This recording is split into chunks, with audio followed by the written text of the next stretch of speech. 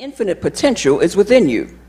No matter in what stage the plant may be between the seed and the tree, the potential whole is always in the part. Continue on. No matter what your experience may be, there is always an allness within the illness, and all sufficiency within any insufficiency, and so on. Whatever is whole, whether or not you can see or experience that wholeness. Good. See, whatever is even in the illness, in the negativity, I can tell you that wholeness is in it. Whatever looks fragmented now is whole. So see the tree. So see the seed can become the tree because the tree is in the seed.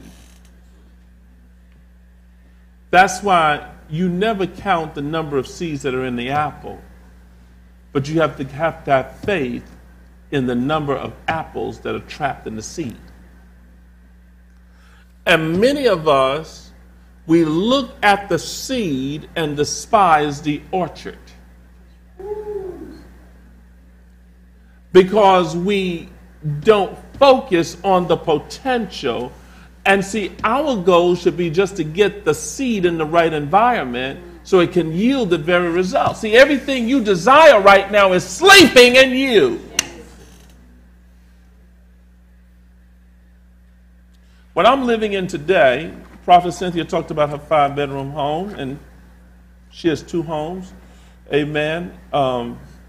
We have 2 places here that's over 20,000 square feet.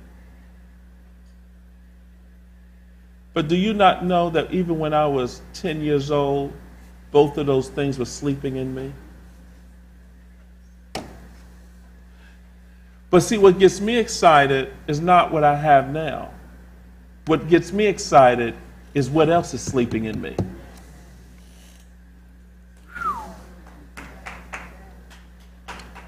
And I'm ready to start saying I am, and so that thing can start stretching.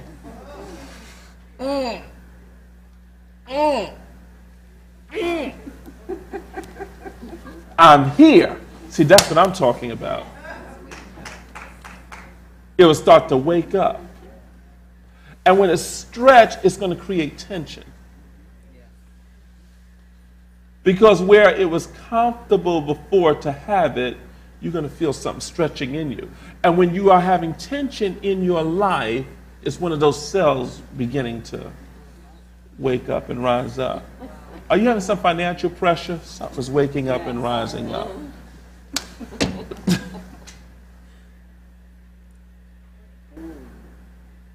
Is your money in trouble? Something is waking up and rising up.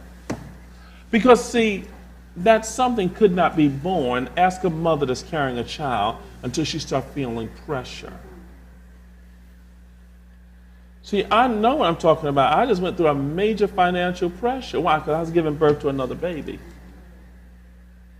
Guess what? Something was bearing down its head.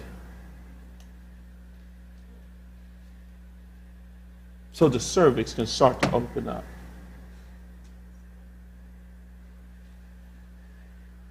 And it didn't look good for a moment. And the thing that carried me for 2 months was just the ebb and flow. It says you don't know prosperity until you know ebb and flow.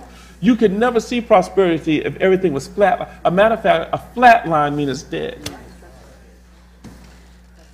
So there has to be a coming out where things are depleted, and where you got to sit there and stand there and says, wait a minute, I know God, I trust God, I believe God, I'm putting things in place, and I'm seeing this coming, and seeing coming here. Now the wave come. Here comes your tsunami. Your tsunami of blessings. Okay.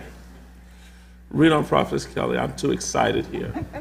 Delight yourself. Principle number 17. That's right. The law of desire must be mixed with the power of delight. That's right. The law of desire must be mixed with the power of delight. And we are told to delight thyself also in the Lord, and he shall give you the desires of your heart. You can't get it if you don't delight. Okay, let's go on to the next principle, principle 18. Principle number 18. The law of desire produces its own labels. Good. Read on. You do not desire something because it is good. Instead, you label it as good because you desire it. Woo! Now that's powerful there. That Vernon Howard takes you into things.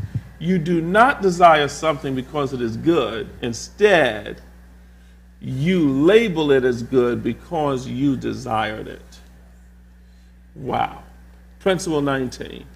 The law of desire demonstrates that spirit makes all things out of itself. Good. And see, that's what God did. He created everything out of himself. So the law of desire demonstrates that. Read on. We should keep this in mind. The spirit makes all things out of itself. Everything comes into being without effort, and when we exert ourselves, we are not in accord with the creative spirit in the way in which it works. The impulse of the spirit to move must be caused by a desire to express what it feels itself to be: beauty, form, color, life, love, and power. All things else we find in the manifest universe are attributes of the spirit and are caused to spring into being through the word, because the spirit wants to enjoy itself. Good. Say it with me. Spirit desires to enjoy itself. Spirit desires to enjoy itself. See, spirit is only in the earth for one reason: for expression. Final principle, principle number 20, read. Our thinking brings about our desired results. Good, read on. Our bodily condition is the result of our way of thinking and believing. If we wish to change the condition from weakness to strength, from disease to health, from pain to ease, we must believe that the desired change is taking place. Then shall we find relief according to the intensity and sincerity of our thought. Our inward thoughts give form to our feelings, so we seem to ourselves to be the conditions we externalize. Good. And so we begin to see that our inward thoughts give form to our feelings. That is the law of desire.